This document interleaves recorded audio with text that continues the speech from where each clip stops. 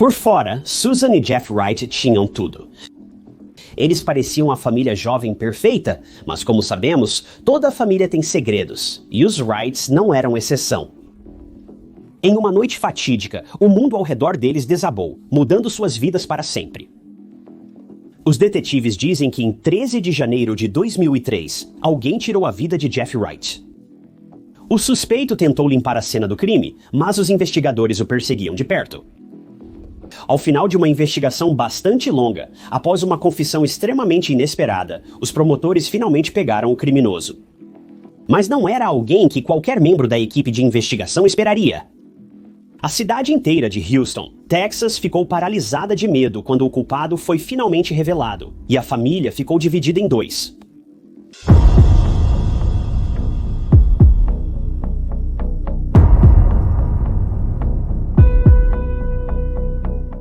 Susan Wright nasceu em 1976 em Houston, Texas, filha de Sue e Jimmy.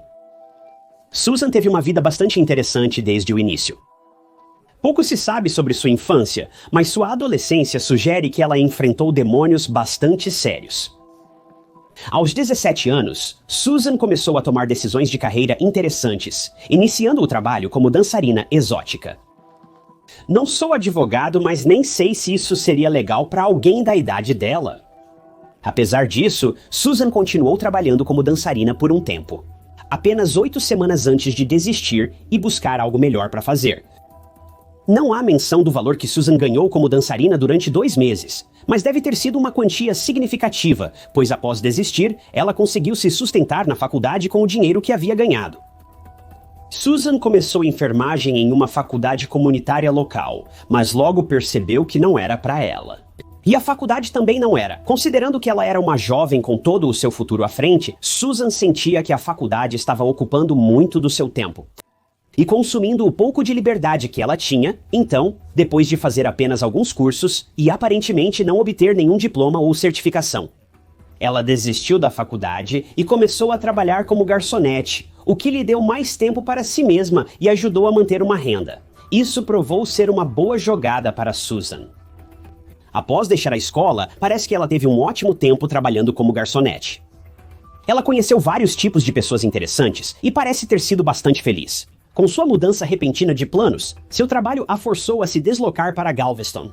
Com todos esses eventos em 1997, quando Susan tinha apenas 21 anos, não encontrei nenhuma menção sobre qual restaurante específico Susan trabalhava, mas sabemos que estava localizado em uma praia, que atraía todos os tipos de turistas e outras pessoas interessantes.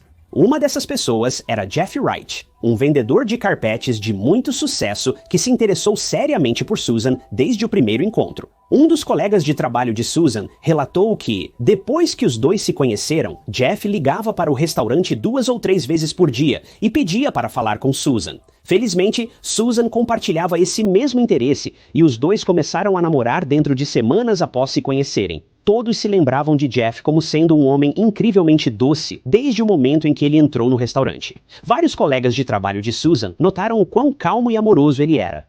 Susan lembra-se de como Jeff trazia flores e presentes para ela no trabalho, sempre tirando um tempo para fazê-la sentir-se especial. Menos de um ano depois, Susan estava grávida de 8 meses do primeiro filho deles, Bradley. Eles se casariam pouco antes do nascimento do filho.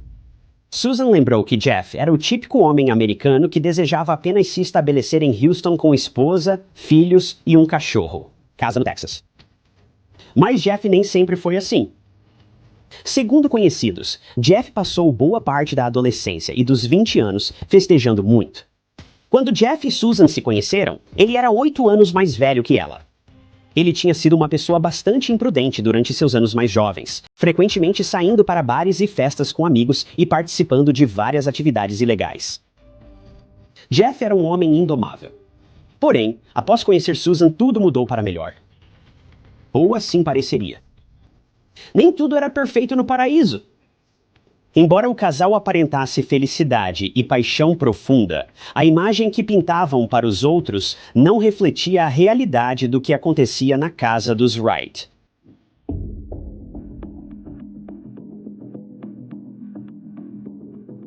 Logo após o nascimento do filho, Susan e Jeff se mudaram para uma casa charmosa no subúrbio de White Oaks, em Houston. Logo, Susan engravidou novamente, desta vez de uma menina chamada Kaylee.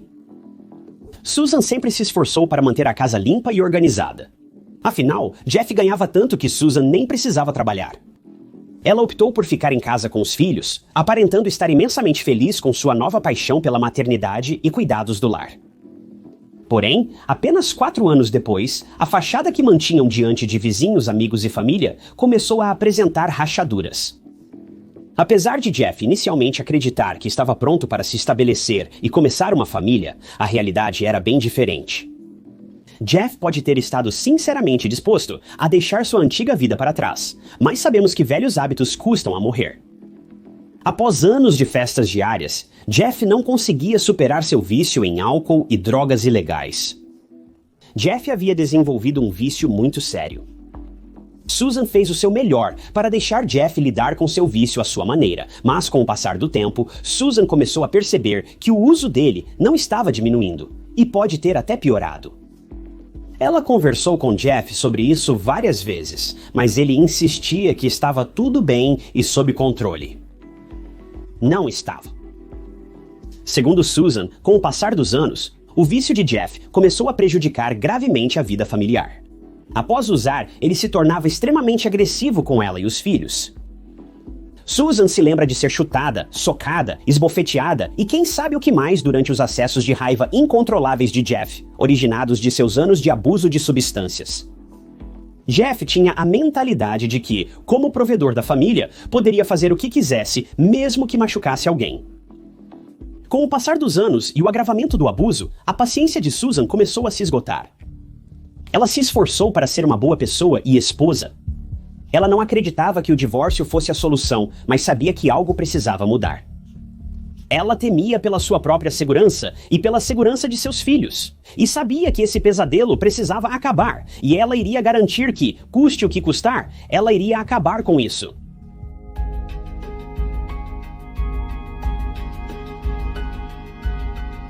Era 13 de janeiro de 2003.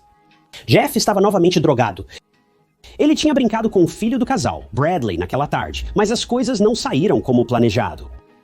Apesar de se divertirem no começo, Jeff novamente se tornou um pouco agressivo demais com Bradley, acertando o filho forte demais durante as travessuras, fazendo-o chorar. Jeff agradeceu que Susan parecia não ter notado o que havia acontecido. Então ele ignorou e continuou sua tarde, mas sem que ele soubesse, Susan de fato notou. Depois que algumas horas se passaram, os dois colocaram seus filhos na cama para a noite, enquanto Jeff estava deitado no sofá, assistindo TV. Ele notou Susan aparecer na porta, vestindo nada além de um roupão. Sem pensar mais um segundo, ele desligou a TV e foi para o quarto.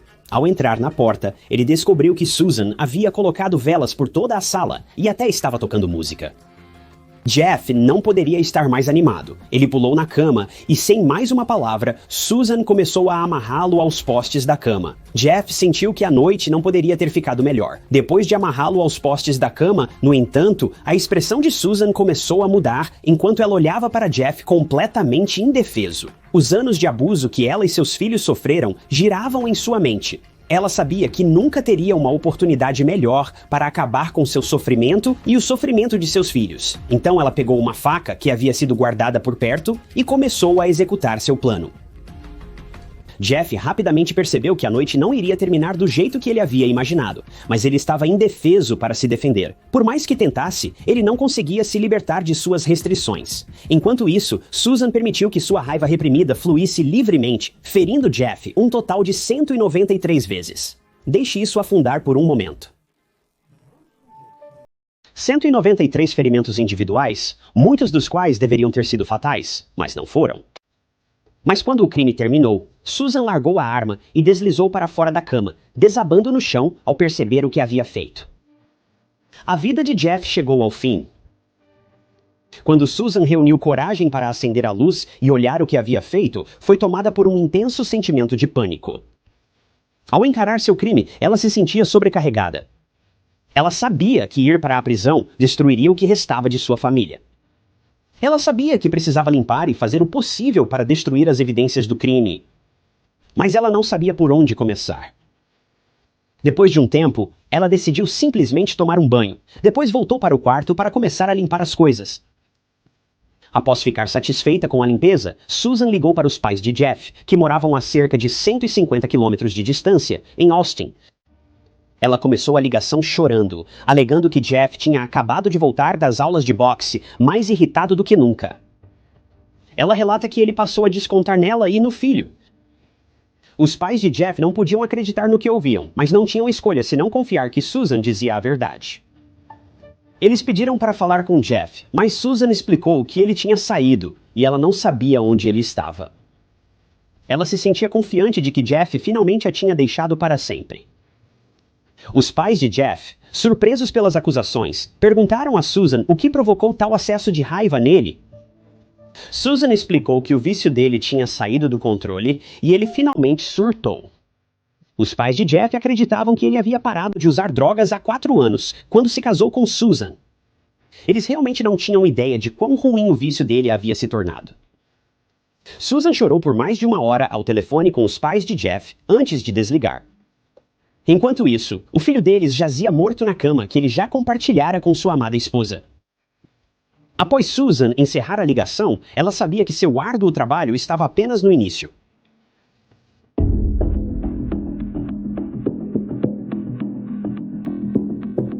Nas semanas anteriores ao crime, Jeff preparava o quintal para instalar um novo deck e uma fonte. Neste ponto, ficou extremamente óbvio que este projeto nunca seria concluído. Então Susan elaborou um plano.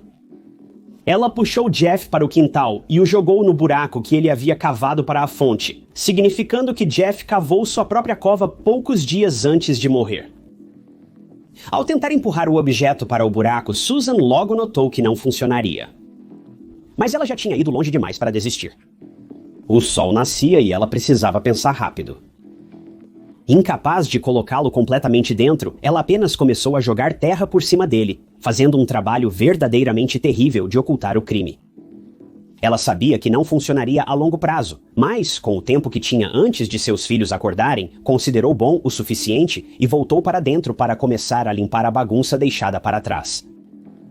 Susan correu de volta para dentro e começou a limpar o chão, as paredes, o teto, a cama, tudo. No final, ela jogou os lençóis em um saco de lixo no quintal e até arrastou o colchão do casal para lá também, supondo que as crianças não encontrariam nenhum deles. Então, ela alvejou o quarto do casal do chão ao teto, tudo no último minuto. Quando seus filhos se levantaram, ela os colocou no carro e todos foram para a cidade fazer algumas tarefas, como se nada tivesse acontecido.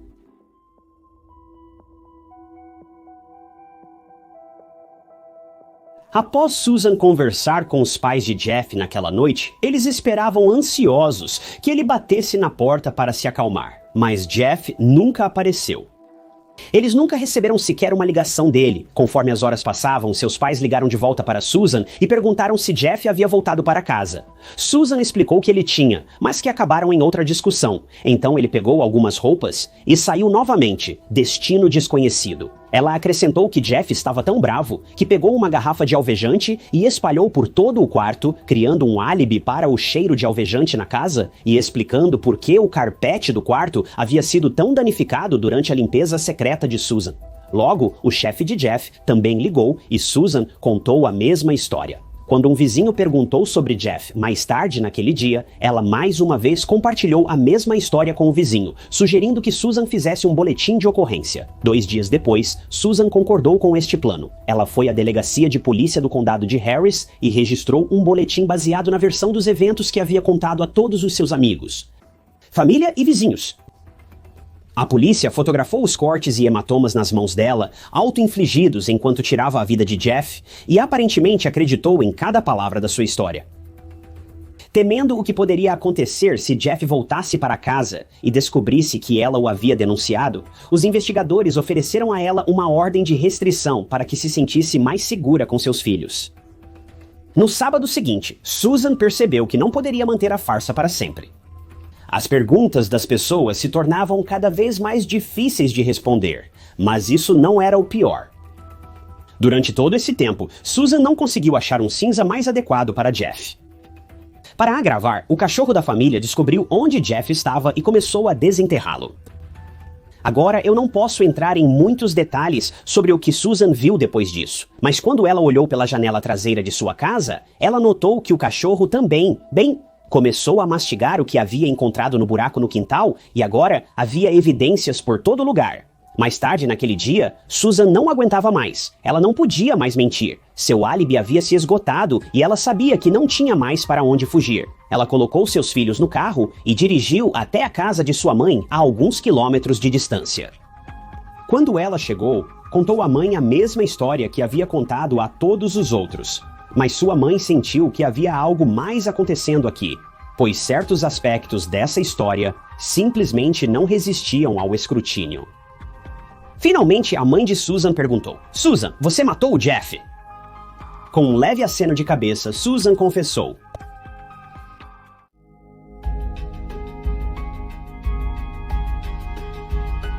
A mãe de Susan a ajudou a encontrar um excelente advogado criminal. Os filhos do casal foram enviados para ficar com Cindy, irmã de Susan, enquanto ela foi à polícia confessar o ocorrido.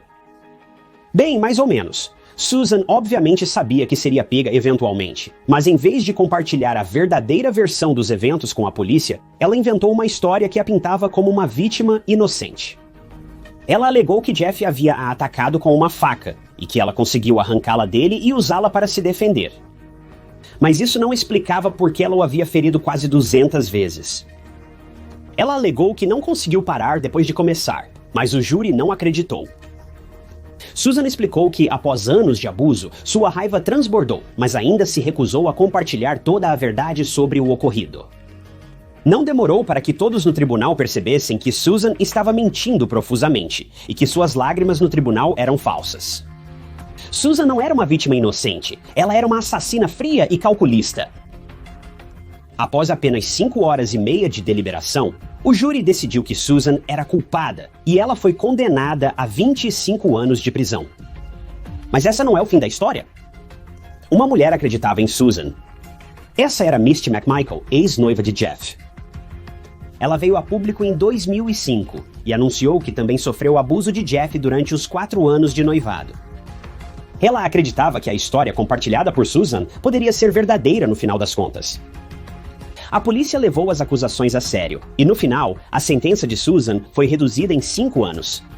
Isso a tornou elegível para liberação em 2014, mas sua liberdade condicional foi negada. Ela recuperou a elegibilidade em 2017, mas teve a liberdade condicional negada novamente. Em 2020, Susan solicitou liberdade condicional novamente, e seu pedido foi atendido. Ela foi solta da prisão em 30 de dezembro de 2020. A partir de 2022, Susan praticamente sumiu.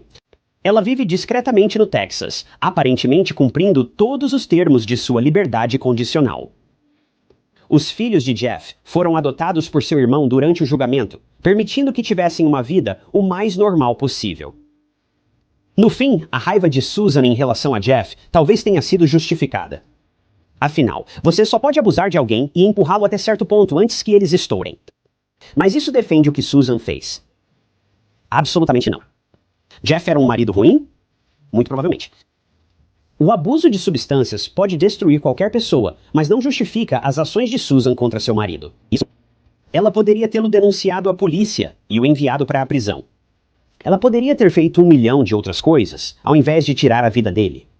Mas Susan estava tão cega por sua própria raiva que nenhuma dessas possibilidades parecia razoável para ela.